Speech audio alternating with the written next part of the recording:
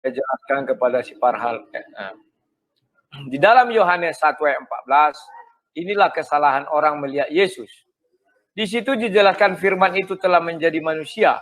Ingat, firman yang menjadi manusia. Menjadi loh, bukan diciptakan. Menjadi. Jadi ketika di rahim Maria, itu bukan sel telur bertemu sel sperma. Tetapi Yesus sudah menjadi manusia di rahim Maria. Itu bedanya. Kalau itu manusia, maka harus ada pertemuan sel telur dengan sel sperma. Itulah sebabnya kami mengatakan Yesus itu bukan manusia biasa, tetapi ada unsur ketuhanannya. Selesai. Sekarang mengenai adik-adiknya, apakah Maria lebih besar dari Yesus? Secara duniawi, ya. Maria lebih besar dari Yesus.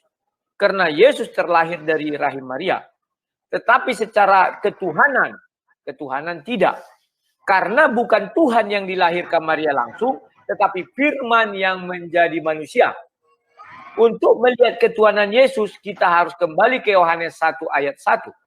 Tidak bisa kamu bilang, oh ayatnya itu. Karena memang ayat itulah yang betul-betul difirmankan. Tidak bisa kami tambah-tambah kurang-kurangi. Coba lihat nih, sebentar. Sebentar ya. Nah. Yang panjang dia sebentar ya. Oh ya. Nah.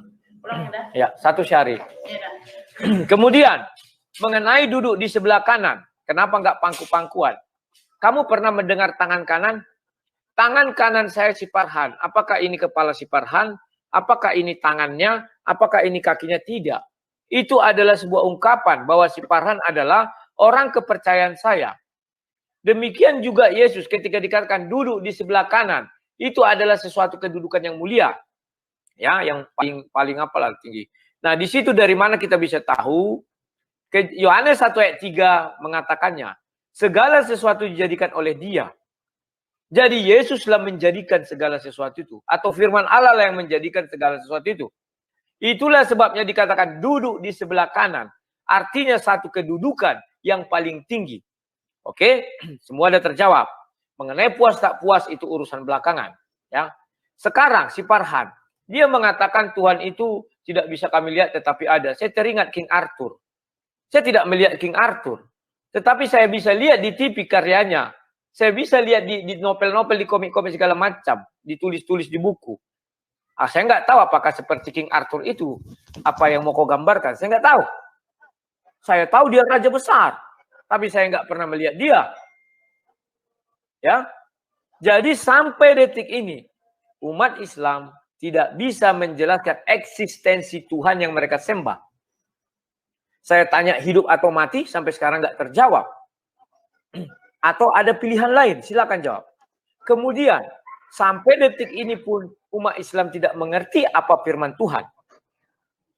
Firman Tuhan adalah suara yang keluar dari Tuhan. Itulah kalau penjelasan di kami. Jelas. Maka Tuhan tidak pernah berfirman kepada Nabi Muhammad. Kalau sampai Tuhan berfirman, maka ada dikatakan, Jibril sudah menaruh Al-Quran di hati Nabi Muhammad. Paham ya? Artinya Jibril yang berbicara kepada Nabi Muhammad, bukan Tuhan langsung. Itu artinya firman Tuhan langsung. Kenapa saya ambil surah 28 ayat 30?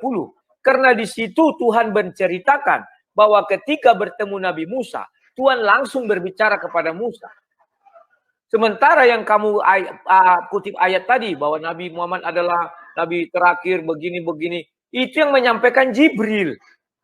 Bukan Tuhan langsung berfirman. Tetapi di hadis ada Tuhan langsung berfirman kepada Nabi Muhammad. Di manakah itu? Ketika peristiwa Isra dan Mi'raj ke langit. Di situ Nabi Muhammad bertemu dengan Allah SWT. Cuman saya nggak tahu bertemunya di mana. Apakah di Ars? Apakah di langit antara Ars dan langit ketujuh? Saya nggak tahu.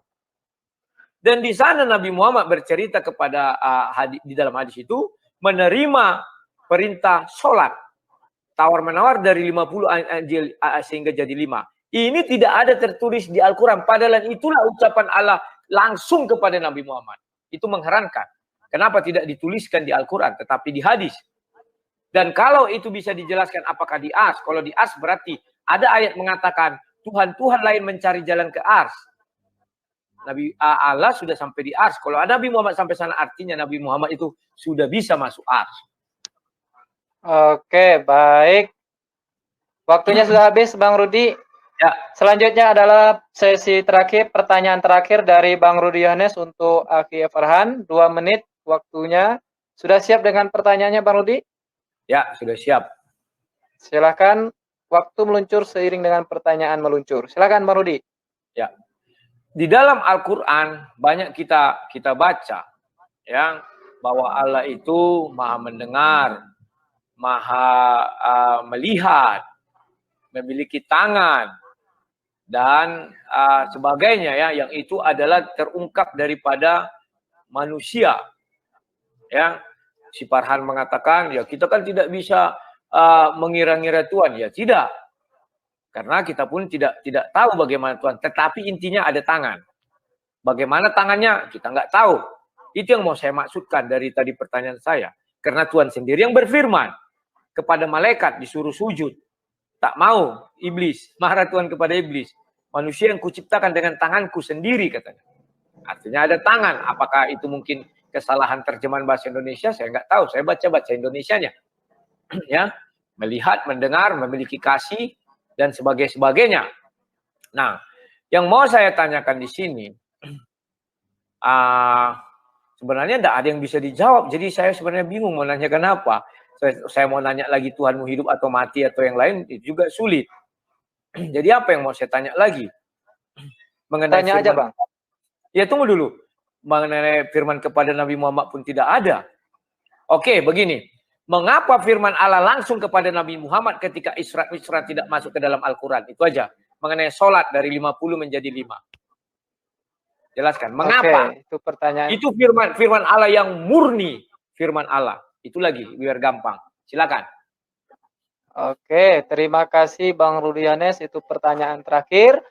Sudah jelas pertanyaan dari Bang Rudi, Aki Farhan? Sudah jelas. Pastinya sudah jelas. Dan waktu Aki Farhan 5 menit untuk menjawab semua pertanyaan terakhir dari Bang Rudi Yohanes. Silahkan Aki Farhan 5 menit meluncur seiring dengan jawaban Farhan. Silahkan.